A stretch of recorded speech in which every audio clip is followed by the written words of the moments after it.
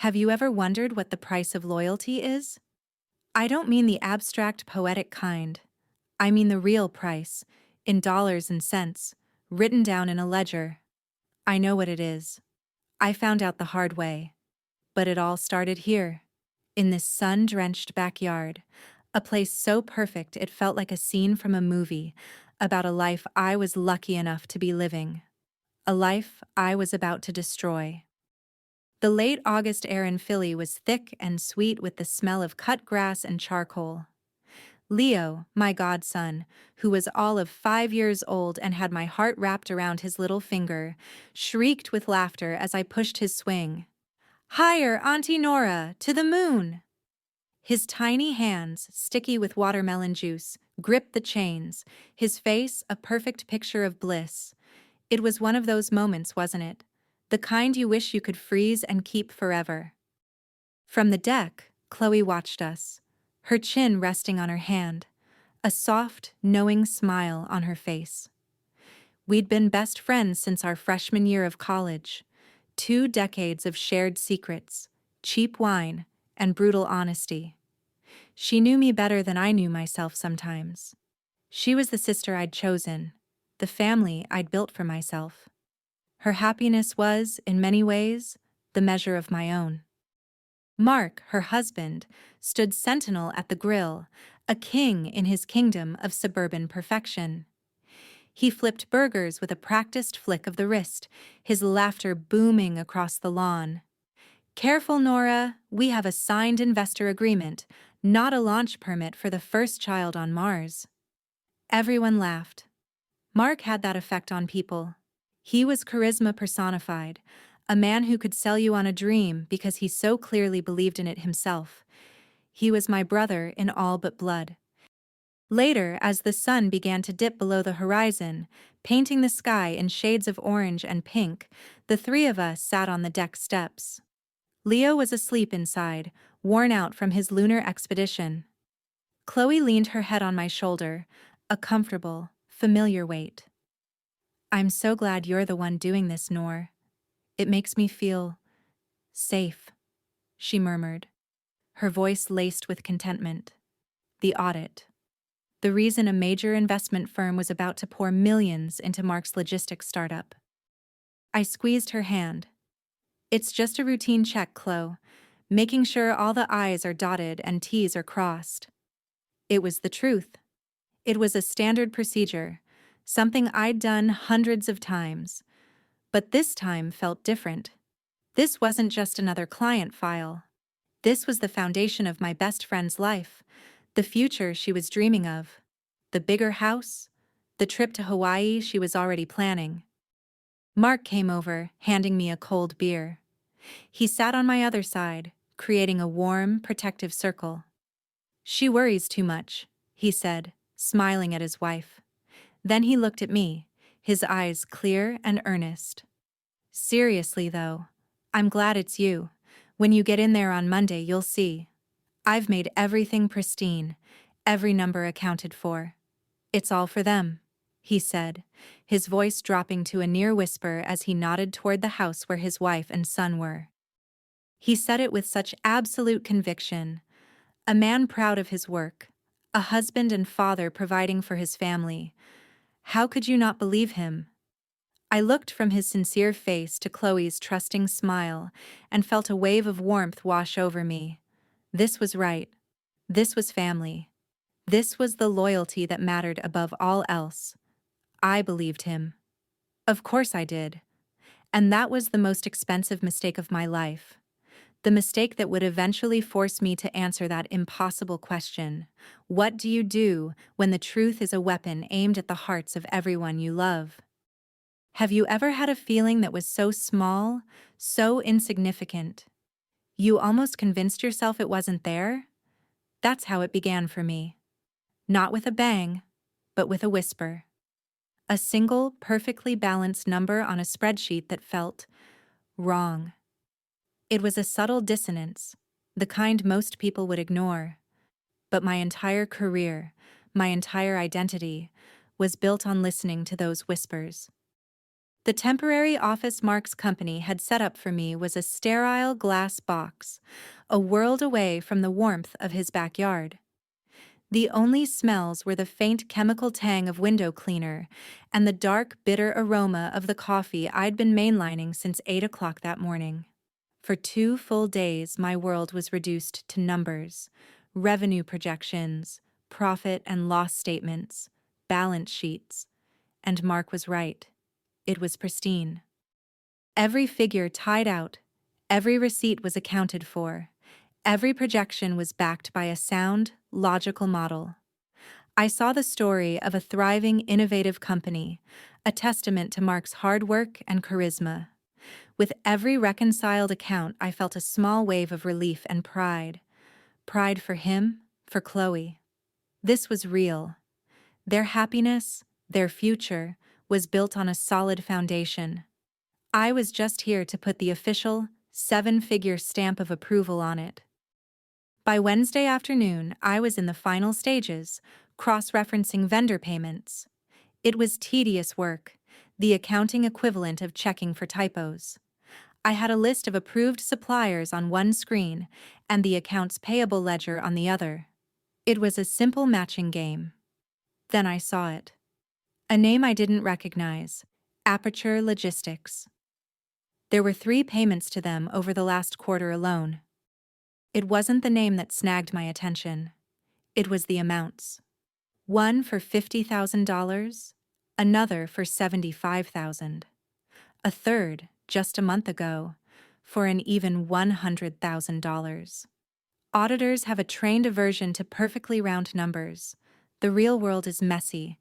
Invoices come in at $49,812.16. Round numbers feel clean, deliberate, too deliberate. My professional curiosity, that quiet, persistent hum that had guided my entire career, began to buzz a little louder. I ran a quick search on our internal registries and the state's business database. Nothing. No record of a company called Aperture Logistics. A small business might be new, unregistered, sure. But for a vendor receiving over $200,000? Highly unusual. It was a loose thread on a perfectly tailored suit. I leaned back, tapping my pen against my notepad. This was nothing. 99 times out of 100, this was a clerical error. A subsidiary of a larger company, mislabeled in the system. A simple mistake. Still, the whisper wouldn't go away. "This is your job, Nora," it said. "This is what you do. You don't ignore the whispers. You find out where they're coming from." It wasn't suspicion. Not yet. It was just a puzzle. A tiny, insignificant red flag in a sea of green. I made a note. Tomorrow, I would ask for the hard copy invoices for Aperture Logistics. Do you know how a lie begins? It's not with a thunderclap, it's with a subtle distortion. A single thread pulled from a perfect weave. On Thursday morning, I asked for the physical invoices from Aperture Logistics. It was a routine request, a simple box to check. The junior accountant brought them to me in a neat manila folder, oblivious. He had no idea he was handing me the thread that would unravel everything. The invoices looked too perfect. The paper was crisp, the logo a generic clip art style globe. The address was a P.O. box in Wilmington. I've seen thousands of invoices in my career, from multinational corporations to mom-and-pop shops. Real ones are messy. They have coffee stains, scrawled notes in the margins, the faint imprint of a paperclip. These were sterile, lifeless. They felt like props, carefully crafted to look real to a passing glance. My heart began a low, steady drumbeat against my ribs. This was no longer a puzzle. This was a hunt. I left the invoices on my desk and turned back to the digital trail, my fingers flying across the keyboard. An auditor's toolbox is a powerful thing. I wasn't just guessing, I was tracing. I pulled the wire transfer records for the payments. The routing number didn't lead to a commercial bank. It led to a small private credit union in rural Pennsylvania. One anomaly is a mistake. Two is a coincidence. Three is a pattern. I started cross-referencing the credit union's transfers. The money didn't stay there. Within 24 hours of each deposit from Mark's company, an identical amount was transferred out. The recipient? Another LLC I'd never heard of. Pinnacle Holdings. My search for Pinnacle led me to another dead end, another P.O. box, this one in Delaware, the capital of anonymous shell corporations. The room suddenly felt cold, the air thin. The professional curiosity had curdled into a thick, sickening dread. For a moment, I tried to build an alternate story. Maybe Mark was the victim? Maybe he was being extorted, forced to funnel money through this elaborate chain? But the pristine books argued against that. This wasn't chaos. This was architecture. A carefully designed system meant to deceive me. The final piece of the puzzle came from the incorporation documents for Pinnacle Holdings. They were public record if you knew where to look. The funds from Pinnacle were being wired to a final destination, an investment account. I typed the account number into the international banking system, my breath caught in my throat. The bank was located in the Cayman Islands, a place where money goes to disappear. But it was the name on the account that shattered my world. It wasn't Mark's. It was a name I vaguely recognized, a name I'd seen on a wedding program years ago, a name that made the blood drain from my face. Sinclair. It was the maiden name of Mark's mother. The realization hit me not like a wave, but like a physical blow, an icy fist closing around my heart. This wasn't a mistake. This wasn't a coincidence. This was a meticulously planned, deeply cynical fraud. I stared at the screen, the glowing green letters of the name Sinclair burning into my retinas. The image of Mark in his backyard, his face so open and sincere as he said, "It's all for them," flashed in my mind. The words echoed now with a horrifying new meaning. The perfect life, the happy family, the thriving startup. It was all a lie.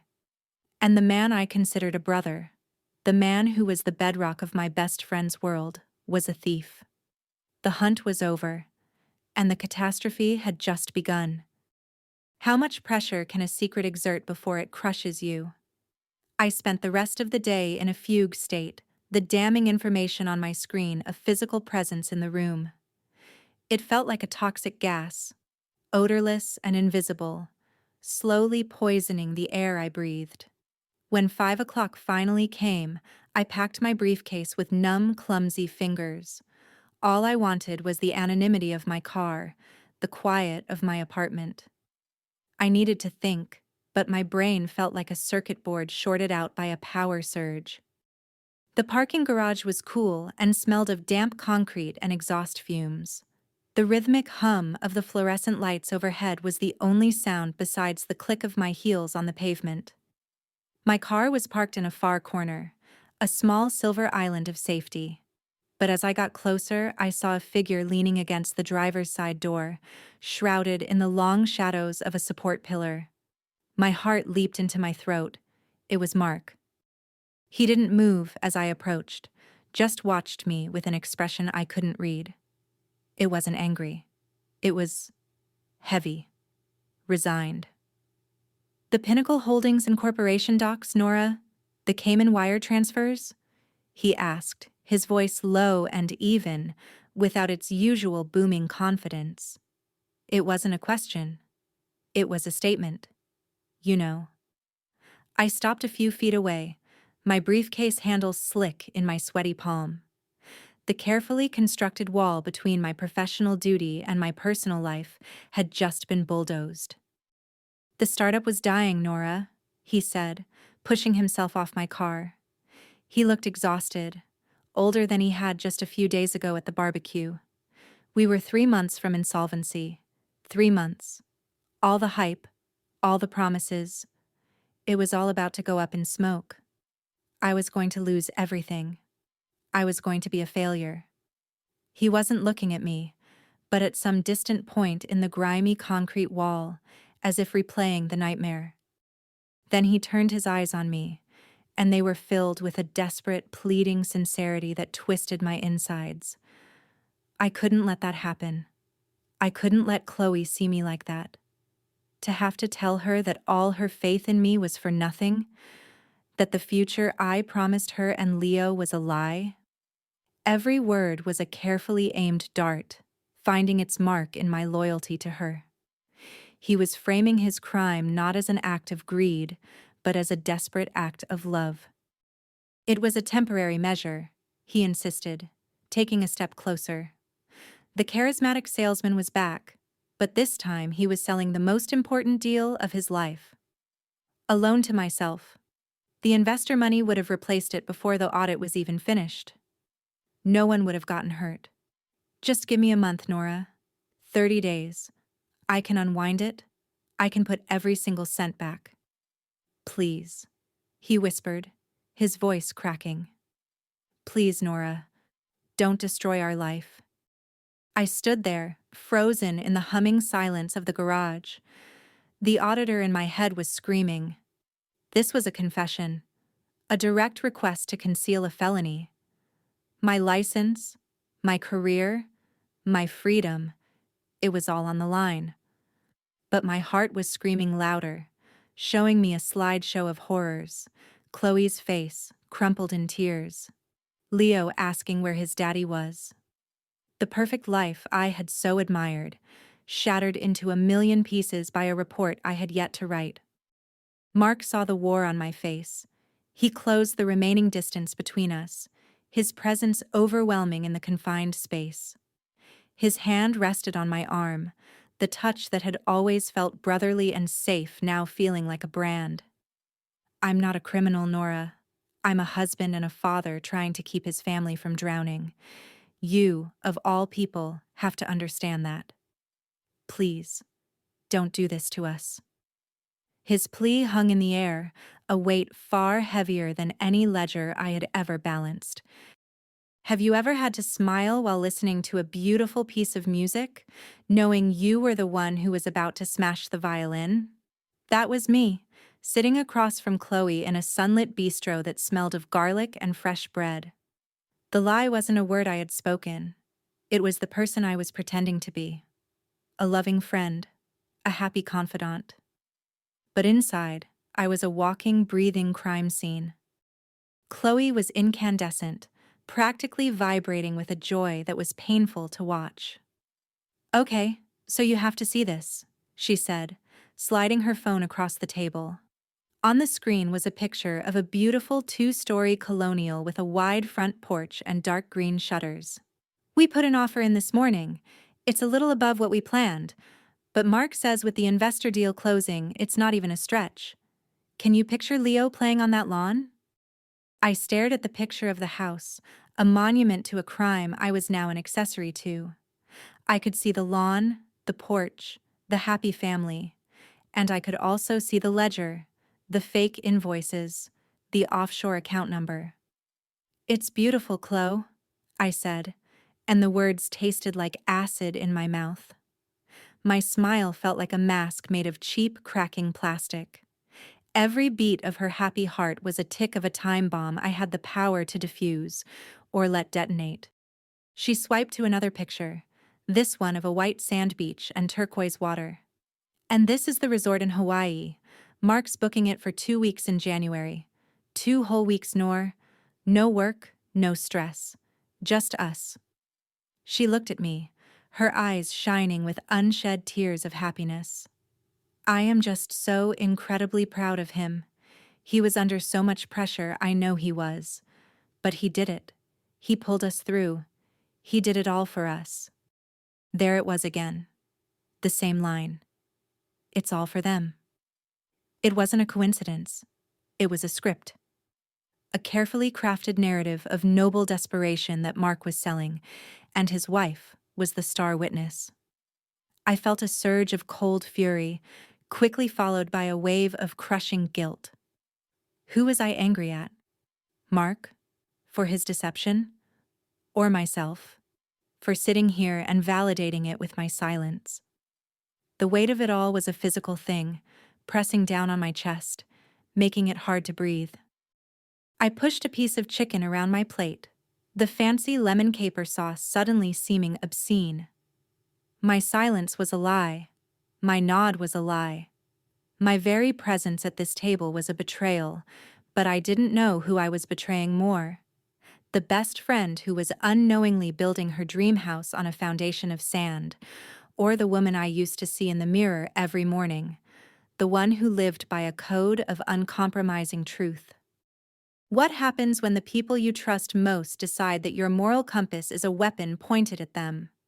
They don't try to break it. They try to convince you it's pointing in the wrong direction. The first attack came on Saturday morning. The phone rang, and the caller ID showed a name I hadn't seen in months. Helen, Chloe's mom. A woman who had been a surrogate mother to me in college, who once brought me soup when I had the flu, and told me I was too good for the boy who'd just broken my heart. Her voice was warm, honeyed with a concern that immediately set my teeth on edge. Nora, dear. I hope I'm not calling at a bad time. Chloe just told me about the new house. It's all so wonderful. Mark is such a good man, isn't he? He works so hard for his family. I murmured my agreement, a sick feeling blooming in my stomach. This was not a social call. This was a mission. This was Mark's heavy artillery, cloaked in Chanel No. 5. I know this audit business must be stressful for everyone, she continued, her tone shifting subtly, becoming more intimate, more conspiratorial. And I know you have rules you have to follow, but sometimes, dear, the most important rule is kindness. Mark. He's a good boy, but he has so much on his shoulders. He's carrying the world for Chloe and Leo. I'm just asking you. Please, be merciful. Family has to be more important than paperwork, don't you think? The call ended, leaving a deafening silence in its wake. She hadn't accused me of anything. She had simply redefined the terms. My integrity was now unkind. My professional duty was merciless. The second attack was a coordinated ambush that evening. A last-minute invitation for drinks at the home of a mutual friend, another couple from our tight-knit college circle. The moment I walked in, I knew. It wasn't hostile, it was the opposite. It was a smothering, suffocating embrace of complicity. The conversation was light, full of shared memories and inside jokes, but underneath it all ran a chilling current. They were all in on it. David, the host, clapped me on the shoulder, his smile not quite reaching his eyes. Nora, the rule follower. Keeping us all honest, huh? He said, a little too loudly. Later, his wife, Sarah, cornered me by the wine bar. You know, she said, swirling the red in her glass. In the real world, things aren't always so black and white. Sometimes you have to bend a little to protect the people you love. That's what loyalty is, right?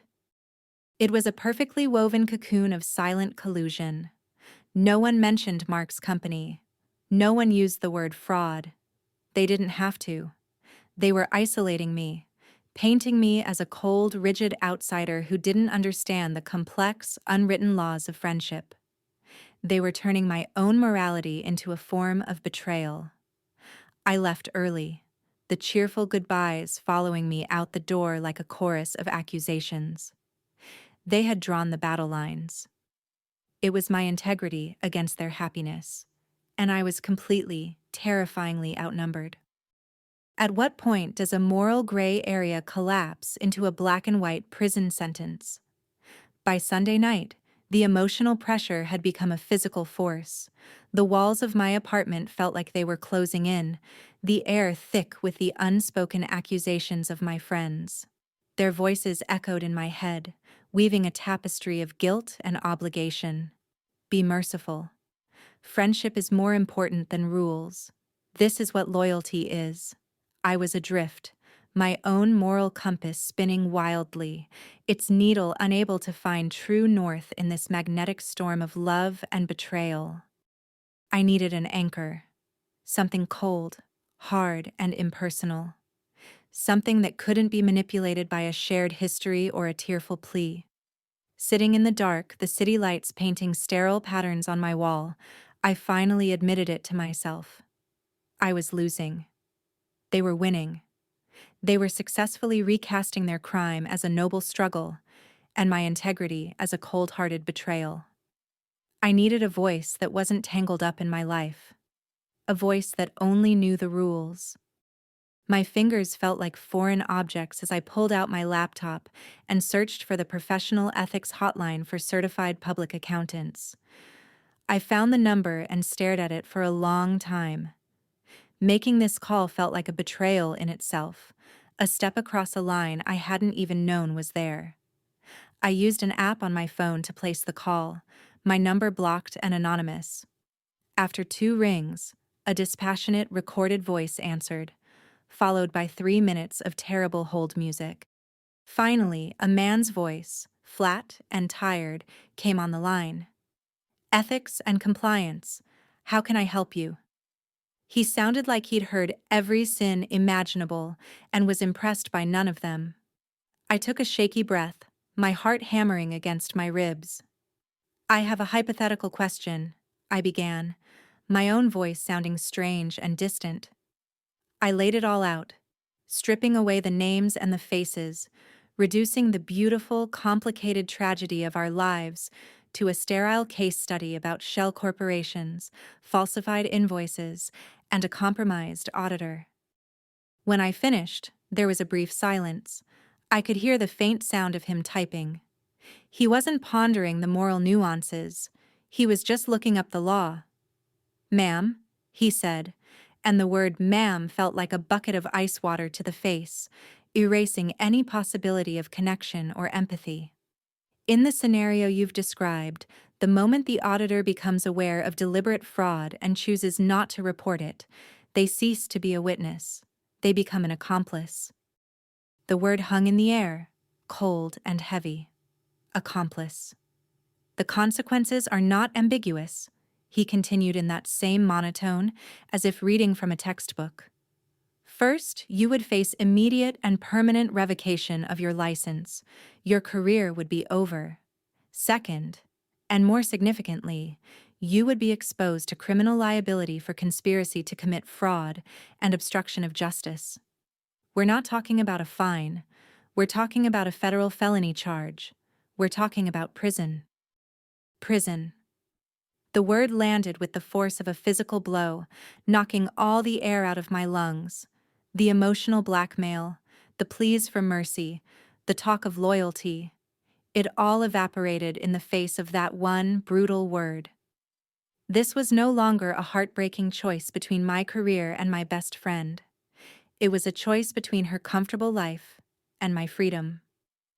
The lawyer said a few more things, but I didn't hear them. I hung up the phone and sat in the crushing silence. The cocoon my friends had spun around me wasn't for my protection. It was a cage, and I was the one they expected to do the time. There's a saying. First, they ask for your sympathy, then your silence, then your soul. I didn't have a soul left to give, only a choice between 2 different kinds of ruin. The doorbell rang just after 9 o'clock on Monday night. A sharp, insistent sound that cut through the sterile quiet of my apartment. I wasn't expecting anyone. Through the peephole, a distorted fish-eye version of Mark's face stared back. He looked frantic. This wasn't a friendly visit. This was the move of a desperate man. I opened the door and he pushed past me without a word, his energy sucking the air out of the room. The charming, pleading man from the parking garage was gone. In his place was a cornered animal, his eyes darting around my living room as if looking for microphones. "We need to talk," he said, his voice a low, urgent rasp. He was holding a thick manila envelope. "I know you're struggling with this, Nora. I get it. You're a good person. You follow the rules. But this isn't about rules anymore. This is about survival." He tossed the envelope onto my coffee table. It landed with a heavy, sickening thud. "Open it," he commanded. My hands trembled as I undid the clasp. Inside wasn't documents, it was cash. Stacks of crisp $100 bills neatly bundled. I didn't need to count it to know it was a life-changing amount of money, more than I made in 2 years. Enough to pay off my mortgage, my student loans, everything. "What is this?" I whispered, though I already knew. "It's not a bribe, Nora," he said, his voice softening, the salesman back for one last pitch. "Think of it as compensation, a risk premium, for your silence, for your loyalty, for being a real friend." He saw the revulsion on my face and his own expression hardened, the mask of friendship finally slipping away to reveal the raw desperation underneath. "Don't look at me like that. This money solves your problems. All of them. Just sign the report, and it's yours." I pushed the envelope back toward him. "No, Mark." The words came out stronger than I felt, a small, solid piece of ground in a world that had turned to quicksand. "I can't." A flicker of something ugly and cold passed through his eyes. He had played his last card, and it had been rejected. The manipulation was over. Now came the threat. "You need to think very carefully about this, Nora," he said, his voice dropping to a near whisper, more menacing than any shout. "Because if I go down for this, I'm not going down alone." He leaned in closer, his cologne, a scent I'd always associated with happy barbecues, now smelling cloying and dangerous. "Who do you think they'll believe? The respected entrepreneur, or the auditor who is also his wife's best friend, who is at his house every other weekend? The auditor who mysteriously failed to find any problems until the very last minute? It would be so easy to suggest you were in on it from the beginning, that you helped me structure the whole thing and got cold feet." He straightened up. The final, devastating blow delivered. It was no longer a plea for help. It was blackmail. He was turning my closeness to his family, the very thing he had been using as an emotional lever, into a weapon to destroy me. "Sign the report, Nora. Take the money, or we both go to prison. The choice is yours." He left without another word, leaving the envelope of money on my table like a coiled snake, a silent, ticking bomb in the heart of my home. What does it sound like? The moment before your life is cleaved in two? It's not a countdown. It's not a bang. It's the deafening silence of a blinking cursor on a blank page. The final call came at 9 a.m. on Tuesday. It was my boss, Michael, his voice a chipper. Oblivious intrusion into my private hell. "Morning, Nora. Just got off the phone with the investors. They're getting antsy. I need that final report signed, sealed, and delivered by 5 p.m. tomorrow. No more wiggle room. They're ready to wire the funds." I said something non-committal, my voice sounding like it was coming from the end of a long tunnel. I hung up the phone. 24 hours. The ticking clock wasn't a metaphor anymore. It was a heart monitor, counting down the final beats of the life I used to have. I opened the standard final audit report template on my computer, a clean white page with our firm's logo at the top. And then, the cursor. A single, vertical black line, pulsing rhythmically.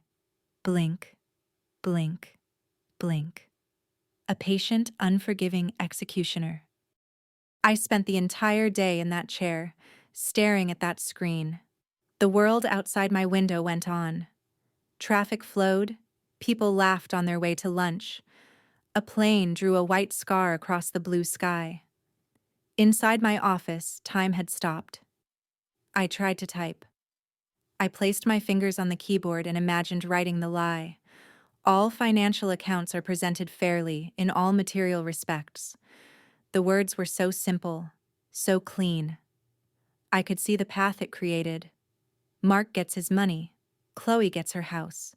I get an envelope full of cash and a future free of debt. And I also get a lifetime of looking over my shoulder, a hollowed-out space where my self-respect used to be, a co-conspirator, a criminal. My fingers recoiled from the keys as if they were red hot. Okay, the other path. I imagined typing the truth. I have identified significant financial irregularities consistent with a deliberate and sophisticated scheme to defraud. I could feel the impact of those words, the shockwave they would send out. I saw the explosion in slow motion, the internal investigation, the lawsuits, Mark's face on the local news. I saw Chloe's heart breaking, her perfect world turn to ash. I saw the hatred in her eyes when she looked at me. I saw myself utterly, completely alone. The hours bled into one another. The coffee on my desk grew cold. The sun arced across the sky, casting long shadows that crept across my floor like grasping fingers. The blinking cursor never wavered. It was the only thing in my universe with any certainty. It knew what I was just beginning to understand. There was no good choice. There was no path back to the sun-drenched barbecue. That woman, the one who pushed her godson on the swing, was already a ghost. The only question left was which future I could survive living in: the life of a well-compensated coward, or the lonely, desolate life of a woman who had told the truth and destroyed everything she loved in the process. Have you ever held an ending in your hands? Not a book, not a movie, but the actual, tangible end of a life you once loved. That's what it felt like, sitting alone in the deep, velvet dark of the office building, hours after the last cleaning crew had gone home. The only light was the cold, sterile glow of my computer monitor, painting my face in shades of silver and gray. The city below was a sprawling constellation of strangers' lives, each one humming along, oblivious. My fingers hovered over the keyboard, but my mind was 1,000 miles and a lifetime away. I was back in the sun-drenched warmth of Mark and Chloe's backyard, the ghost of Leo's laughter echoing in the silence. I could almost smell the charcoal from the grill. I saw Mark's face, so open and proud as he said, "It's all for them." A lie. A beautiful, devastating lie that I had almost been willing to buy, to live inside, because the truth was so much uglier. Then the memory shifted, the warmth turning to ice. I was hearing the cold, dispassionate voice of the lawyer on the ethics hotline. Accomplice. Federal felony charge. Prison. The words were like steel bars. A cage I could either lock myself into through silence or lock Mark into with the truth. His desperate face in the parking garage flashed before my eyes, followed by the chilling menace in my apartment, the envelope of money a profane offering on my coffee table. If I go down, I'm not going down alone. This wasn't about being merciful anymore. Mercy had been twisted into a weapon against me. This wasn't about loyalty to my friends. Their loyalty was conditional on my complicity. This was about something more fundamental. I looked at my pale reflection in the dark screen. Who was that woman? Was she a friend? An accomplice? An auditor? For weeks, I had been all three, a tangled, miserable knot of contradictions. But I couldn't be all of them anymore. My fingers finally moved. There was no agony in the motion, no passionate debate. The decision had already been made in the silent, sleepless hours of the night. I began to type, and the words flowed with a strange, cold clarity. I wasn't writing a confession or an accusation. I was writing a report. Pursuant to a standard audit, a series of financial discrepancies were identified. I described the shell companies, the phantom vendor, the wire transfers. Dry, methodical, emotionless. It was the language I knew best. It was the armor I had forgotten I was wearing. I attached the files, one by one, the scanned copies of the fake invoices, the wire transfer confirmations, the incorporation documents for Pinnacle Holdings, with his mother's maiden name glowing like a radioactive isotope. Each file was a nail in the coffin of the life we once shared. When it was all done, I moved the cursor. It hovered over the blue send button, a small arrow holding the power of a nuclear warhead. I took one last deep breath, held it, and let it go. Then, after a pause that stretched for an eternity, I clicked. In the profound silence of the office, the sound was as loud and final as a gunshot. Did you know that an explosion has two distinct sounds? First, there is the sharp clinical crack of the detonation itself. Then, there is the silence that follows, the breath held before the shockwave arrives to tear everything apart. I sat in that silence for a full hour after clicking send, watching the sun begin to stain the eastern sky a bruised purple. I didn't feel relief. I didn't feel righteous. I felt hollow, a bell that had just been struck, waiting for the inevitable, devastating vibration. The shockwave hit at precisely 8:15 the next morning, not as a roar, but as a single, terse email from my boss, Michael. The subject line was one word: urgent. The body was just 5. My office, now. Don't speak to anyone. The chipper, oblivious man from yesterday was gone, replaced by a commander bracing for impact. The professional machine, cold and efficient, was grinding into motion. The bomb I had armed had found its target. The meeting was a blur of grim faces and muted, careful language. Michael was there, his face pale and drawn. So was the head of our firm's legal department, a woman with eyes like chips of granite. They didn't ask me for my feelings. They asked for facts, timelines, data points. They spoke of mitigating firm exposure and initiating a full internal review. I was informed that Mark had been contacted and placed on indefinite administrative leave. His access to the building and company servers had been revoked. It was all so clean, so procedural. A life's work, a friendship, a family's future, all reduced to a series of HR protocols. My phone started to vibrate in my pocket as I walked back to my desk to collect my things. They had told me to go home, to wait for further instructions. It was Chloe. My thumb hovered over the screen, over a picture of us from years ago, laughing, our arms slung around each other. Answering this call would be worse than any meeting, more final than any legal proceeding. I hit the green icon. "Chloe?" I said, my voice barely a whisper. The silence on the other end was heavy, suffocating. Then her voice came, and it was nothing like I had ever heard before. It wasn't a scream. It wasn't choked with sobs. It was a thin, quiet sliver of ice, honed to a razor's edge and filled with a hatred so pure it burned through the line. "I hope you're happy," she whispered. The words were perfectly enunciated, perfectly calm. "You've destroyed everything. You're not my friend anymore." A pause. "You're nothing to me." Then, the final sound. A soft click, followed by the flat, empty drone of a dial tone. I stood there in the middle of the office, the phone still pressed to my ear, listening to that dead air. I realized then that a scream would have been a mercy. A scream would have been a fight, an argument, a sign that there was still some passion, some twisted connection left between us.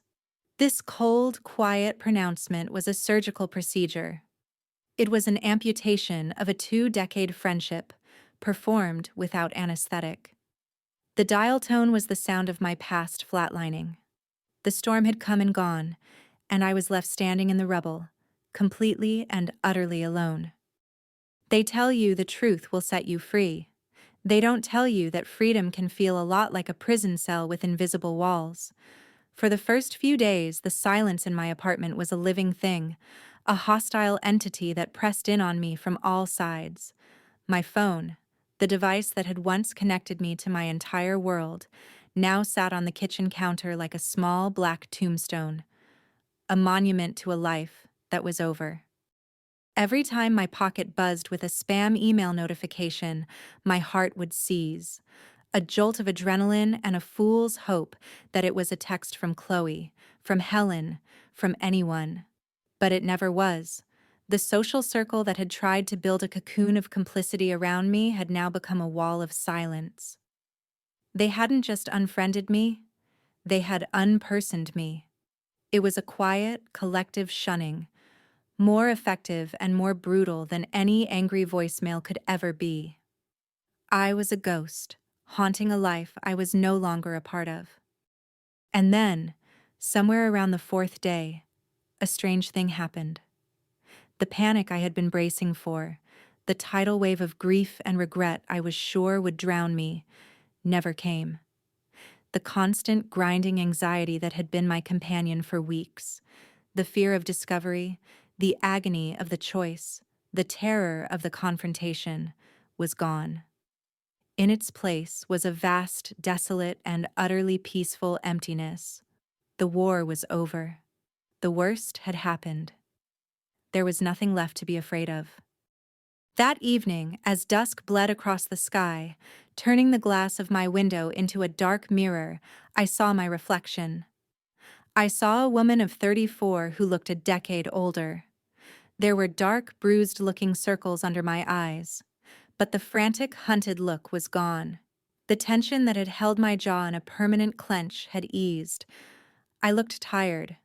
I looked profoundly alone. But for the first time in what felt like a lifetime, I could meet my own gaze. I was looking at a woman who had lost everything she considered her family, a woman who had been betrayed by the people she loved, and who, in their eyes, had betrayed them right back. But I was also looking at a woman who hadn't buckled, who hadn't taken the bribe, who hadn't become an accomplice to a lie. The price for their happiness had been my integrity. I had refused to pay. And this loneliness, this profound and bottomless silence, was simply the cost of that refusal.